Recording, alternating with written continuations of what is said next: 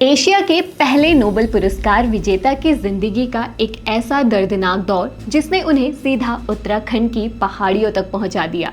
यहीं बैठकर उन्होंने अपनी उस महान कृति के कुछ हिस्से लिखे थे जिसने उन्हें दुनिया भर में मशहूर बना दिया। साल 1903 की बात है। दुनिया के एक मशहूर कवि, लेखक और चित्रकार अपनी जिंदगी के बेहद कठिन दौर से गुजर रहे थे। मानसिक शांति और सुकून की तलाश उन्हें उत्तराखंड की शांत पहाड़ियों तक ले आई। रामगढ़ का शांत वातावरण, ठंडी शुद्ध हवा और प्रकृति की खूबसूरती ने उनके दिल पर ऐसी छाप छोड़ी कि उन्होंने यहीं कुछ समय रुकने का फैसला कर लिया। कुछ वक्त यहाँ बिताने के बाद वो वापस तो लौट गए, लेकिन इस जगह की यादें उनके मन में इतनी गहराई से बस गई कि वो अपनी जिंदगी में कई बार यहाँ लौटकर आते रहे। आज भी रामगढ़ में उनका पुराना घर मौजूद है, हालांकि अब खंडर के रूप में। इसी जगह में बैठकर उन्होंने अपनी उस कृति के कुछ अंश लिखे थे जिसने उन्हें एशिया का पहला नोबेल विजेता बनाया। हम बात कर रहे हैं गीतांजलि कविता और राष्ट्रगान के रचयिता विश्व प्रसिद्ध रविंद्रनाथ टैगोर की। अब कैसे रविंद्रनाथ टैगोर उत्तराखंड की पहाड़ियों में आ पहुंचे, क्या है उनका उत्तराखंड से संबंध, उनकी जिंदगी का वो कौन सा मुश्किल दौर था जिसके चलते वो पहली बार उत्तराखंड आए थे, इन सवालों के जवाब हम इस वीडियो में जानेंगे ही। साथ ही बताएंगे उत्तराखंड की वो जगह जो आज भी उनके नाम से जानी जाती है।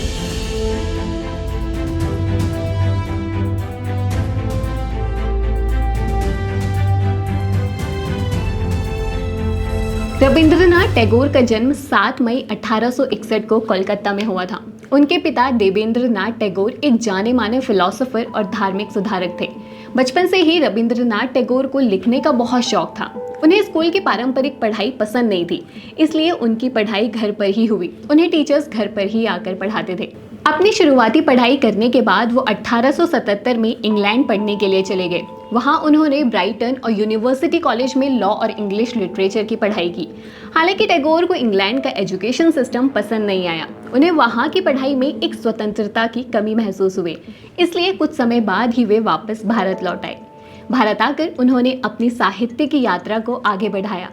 अपनी जिंदगी में रविंद्रनाथ टैगोर ने न केवल कविताएं लिखी और उनका अनुवाद किया, बल्कि उन्होंने कई उपन्यास, कहानियां, नाटक, पत्र, निबंध और आत्मकथाएं भी लिखी। उन्होंने ही भारत का राष्ट्रगान लिखा था। टैगोर एकता और आपसी प्रेम में विश्वास रखते थे और इसी के चलते उन्होंने 1901 में पश्चिम बंगाल में शांति निकेतन की स्थापना की थी। ये एक स्कूल और कला केंद्र था जहां बच्चों को खुले माहौल में प्रकृति के बीच पढ़ाया जाता था। टैगोर का सपना था कि यहाँ दुनिया के सभी लोग धर्म और जाति से ऊपर उठकर एकता और मानवता के साथ रहें। इसी सोच के साथ उन्होंने 1921 में विश्व भारती विश्वविद्यालय की स्थापना की, जिसका मतलब है दुनिया और भारत का मिलन। ये एक ऐसी जगह बनी जहाँ अलग अलग देशों के लोग पढ़ने और सीखने आते थे। यूँ तो टैगोर ने कई प्रसिद्ध कविताएं और लेख लिखे, लेकिन उनकी प्रसिद्ध काव्य रचना गीतांजलि है। इसी कविता के लिए उन्हें 1913 में नोबेल पुरस्कार मिला था। इस पुरस्कार को पाने वाले वो एशिया के पहले व्यक्ति थे। अब कैसे उन्होंने अपनी इस कविता के कुछ अंश उत्तराखंड में ही रहकर लिखे थे, वो तो हम आगे बात करेंगे ही, लेकिन उससे पहले जान लेते हैं कि आखिर रविंद्रनाथ टैगोर सबसे पहले उत्तराखंड कैसे पहुंचे। रविंद्रनाथ टैगोर का उत्तराखंड से, खासकर कुमाऊं के साथ गहरा संबंध उनके लेखन में साफ नजर आता है। उत्तराखंड एक अलग राज्य के रूप में अस्तित्व में आने से बहुत पहले ही टैगोर ने कई बार यहाँ रामगढ़, अल्मोड़ा और नैनीताल की यात्रा की थी। वो इस क्षेत्र की जलवायु और सुंदरता से काफ़ी ज़्यादा आकर्षित हो गए थे। उन्होंने पहली बार 1903 में अपनी बीमार बेटी रेणुका और छोटे बेटे समेंद्रनाथ के साथ कुमाऊं का दौरा किया था। दरअसल उनकी बेटी रेणुका उस वक्त टीबी की बीमारी से जूझ रही थी। डॉक्टर्स ने सलाह दी थी कि उनके स्वास्थ्य के लिए शुद्ध हवा लाभदायक रहेगी और इसी के चलते तब वो कुमाऊं के रामगढ़ आए थे। रामगढ़ उस वक्त एक शांत और हरियाली भरी जगह हुआ करती थी। वहाँ की हवा में शुद्धता को देखकर टैगोर ने इसी जगह पर रहने का फैसला किया। रामगढ़ में जहाँ वो रहा करते थे, वहाँ से चौखंबा से लेकर नेपाल हिमालय पर्वतमाला तक हिमालय का खूबसूरत नज़ारा दिखाई देता था। इस जगह ने उन्हें इतना प्रभावित कर दिया था कि ये उनकी सबसे पसंदीदा जगहों में से एक बन गई थी। रामगढ़ में बिताए कुछ महीने टैगोर के लिए काफ़ी शांतिपूर्ण थे। हालांकि जिस मकसद से वो यहाँ आए थे वो पूरा नहीं हो पाया था और रामगढ़ में रहने के कुछ महीने बाद ही वो वापस कोलकाता लौट आए। उनकी बेटी की तबीयत में सुधार न होने के कारण सितंबर 1903 में ही उनका निधन हो गया। टैगोर भले ही उत्तराखंड छोड़ चुके थे, लेकिन यहाँ की पहाड़ियों से उनका लगाव जिंदगी भर बना रहा और वो अल्मोड़ा कई बार आते रहे। रामगढ़ में रहते हुए टैगोर को सबसे ज्यादा शांति का अनुभव हुआ था। सेब के बागों और चीड़ के पेड़ों से घिरे जंगलों में उन्हें दुख में भी प्रेरणा मिली। यहाँ रहकर उन्होंने कविताएं और गद्य और कई पत्र भी लिखे। उन्होंने अपनी बेटी की बीमारी के दौरान अपने छोटे बेटे समिंद्रनाथ का मनोरंजन करने के लिए शिशु द चाइल्ड संग्रह की बंगाली कविताओं की रचना की थी। इन कविताओं का बाद में इंग्लिश में द क्रिसेंट मून के रूप में अनुवाद किया गया था। पहाड़ों में रहने के दौरान उन्हें लिखने की काफी प्रेरणा मिलती रहती थी। उन्होंने यहीं पर अपनी कृति गीतांजलि के कुछ छंद लिखे थे और इसी के लिए उन्होंने नोबेल पुरस्कार भी जीता था। इसके अलावा उन्होंने यहाँ कई पत्र भी लिखे थे। उनके द्वारा लिखे गए पत्रों में ये झलकता है कि किस तरह इस क्षेत्र के जंगलों और पहाड़ियों ने उनकी आत्मा को एक नया जीवन दिया। टैगोर जब 1914 में वापस रामगढ़ लौटे थे तो तब वहां से उन्होंने अपने मित्र विलियम पियर्सन को पत्र लिखे थे। अपने पत्रों में उन्होंने लिखा था, फादर हिमालय ने मेरे मन की शांति लौटा दी है। इसके अलावा एक दूसरे पत्र में उन्होंने लिखा था कि अब मेरा जीवन पूरी तरह भर गया है, ये अब टूटा या अधूरा नहीं रहा। इन शब्दों से अंदाजा लगाया जा सकता है कि उत्तराखंड की पहाड़ियों ने उनके जीवन पर कितना गहरा प्रभाव डाला। टैगोर के लिए उत्तराखंड का ये वातावरण मानव पूर्णता का प्रतीक बन गया था, यानी कि उन्होंने सब कुछ पा लिया है और अब उन्हें किसी भी चीज का मोह नहीं है। उन्होंने पियर्सन को ये भी लिखा कि मैं उस जगह पहुंच गया हूं जिसकी मुझे इस पूरी दुनिया में सबसे ज्यादा जरूरत थी, और ये महसूस किया कि इतने समय तक हिमालय से दूर रहने के बाद अब वे उनके सामने नतमस्तक हैं। उन्होंने अपने पत्रों में उत्तराखंड और यहाँ की पहाड़ियों को बहुत ही खूबसूरती से दर्शाया था। रविंद्रनाथ टैगोर की उत्तराखंड यात्रा ने उनके जीवन में दोहरी भूमिका निभाई। एक ओर इसने उनके परिवार के निजी दुख को भरने में मदद की, तो वहीं दूसरी तरफ उनके अंदर की रचनात्मक ऊर्जा को फिर से जगाया। पहाड़ों ने उन्हें मानसिक और आध्यात्मिक रूप से भी गहराई से छुआ। पहाड़ का दौरा टैगोर के लिए मानो एक नई शुरुआत थी। यहाँ आकर उन्होंने खुद को फिर से जीवंत, खुश और पूर्ण महसूस किया। नोबेल पुरस्कार प्राप्त करने के बाद दिए गए अपने एक भाषण में भी टैगोर ने अपनी हिमालय की यात्रा का जिक्र किया था। 1927 और 1937 में जब वो फिर से अल्मोड़ा आए तो इस दौरान वो यहाँ कैंट क्षेत्र में स्थित टैगोर हाउस में ठहरते थे। जब टैगोर 1937 में वापस अल्मोड़ा लौटे थे तो कुमाऊं के प्रसिद्ध कवि गौरदा ने रामगढ़ में रामसे इंटर कॉलेज में आयोजित एक बड़े जन समारोह में उनके स्वागत में अपनी कविता सुनाई थी। उस कविता में गौरदा ने टैगोर के आगमन को एक अनोखे अंदाज में व्यक्त किया।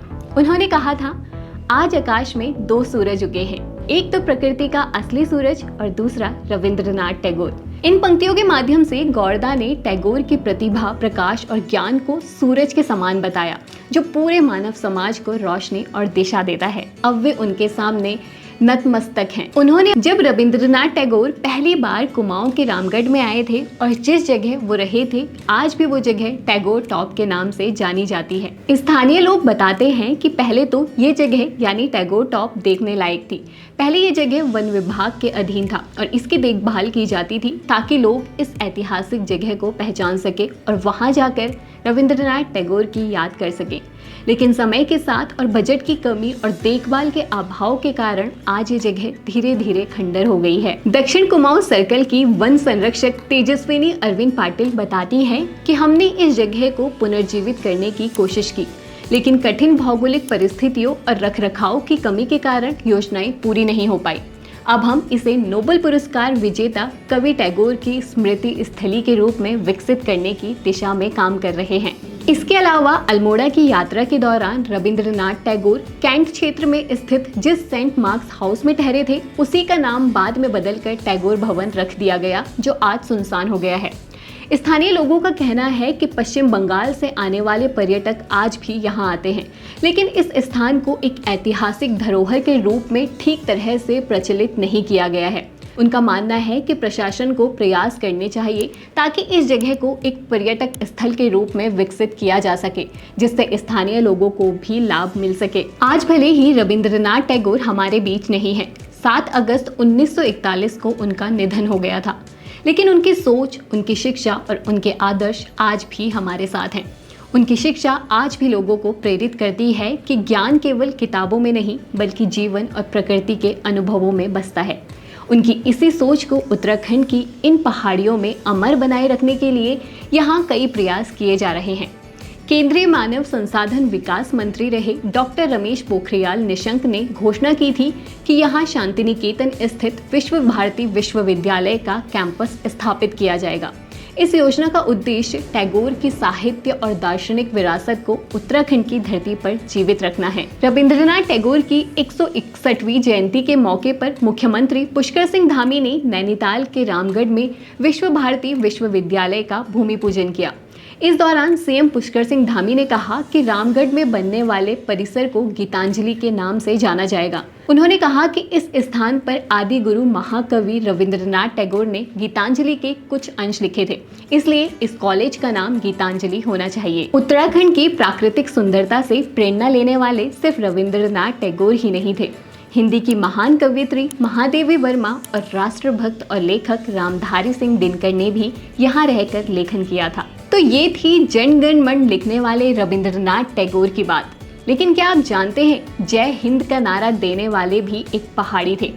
वो कैसे, इसे जानने के लिए देखिए हमारी ये रिपोर्ट। इसके साथ ही वीडियो अच्छा लगा हो तो इसे लाइक और शेयर जरूर करें और घुघुती को सब्सक्राइब करना ना भूलें। धन्यवाद। उनकी इसी सोच को उत्तराखंड की इन पहाड़ियों में अमर बनाए रखने के लिए यहाँ कई प्रयास किए जा रहे हैं।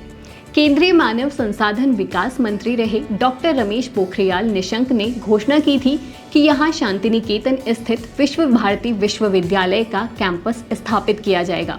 इस योजना का उद्देश्य टैगोर की साहित्य और दार्शनिक विरासत को उत्तराखंड की धरती पर जीवित रखना है। रविंद्रनाथ टैगोर की 161वीं जयंती के मौके पर मुख्यमंत्री पुष्कर सिंह धामी ने नैनीताल के रामगढ़ में विश्व भारती विश्वविद्यालय का भूमि पूजन किया। इस दौरान सीएम पुष्कर सिंह धामी ने कहा कि रामगढ़ में बनने वाले परिसर को गीतांजलि के नाम से जाना जाएगा। उन्होंने कहा कि इस स्थान पर आदि गुरु महाकवि रविंद्रनाथ टैगोर ने गीतांजलि के कुछ अंश लिखे थे, इसलिए इस कॉलेज का नाम गीतांजलि होना चाहिए। उत्तराखंड की प्राकृतिक सुंदरता से प्रेरणा लेने वाले सिर्फ रविंद्रनाथ टैगोर ही नहीं थे। हिंदी की महान कवयित्री महादेवी वर्मा और राष्ट्रभक्त और लेखक रामधारी सिंह दिनकर ने भी यहाँ रहकर लेखन किया था। तो ये थी जन गण मन लिखने वाले रविंद्रनाथ टैगोर की बात। लेकिन क्या आप जानते हैं जय हिंद का नारा देने वाले भी एक पहाड़ी थे? वो कैसे, इसे जानने के लिए देखिए हमारी ये रिपोर्ट। इसके साथ ही वीडियो अच्छा लगा हो तो इसे लाइक और शेयर जरूर करें और घुघुती को सब्सक्राइब करना ना भूलें। धन्यवाद।